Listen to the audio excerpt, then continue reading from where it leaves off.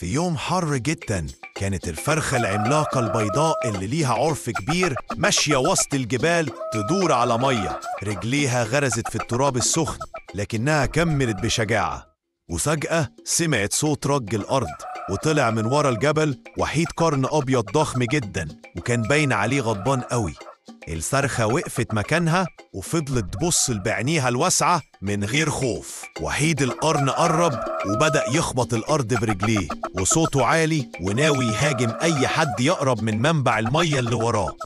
الفرخة قررت تتحرك بحذر وقربت منه خطوة خطوة. قالت له بهدوء: أنا مش جاي أخد المية لوحدي، أنا عايزة نتشارك ونعيش سوا. بس وحيد القرن ما كانش بيصدق حد وهاجمها بجريته الكبيرة.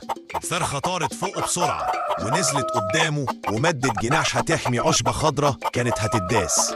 وقف فجأة وبص في عينيها وقال ليها: هم مش بيعملوا لايك واشتراك في القناة ليه؟ وشاف الشجاعة والنية الطيبة. بعدين حط راسه في الأرض وقال: أنا آسف، كنت فاكر الكل جاي يأذيني.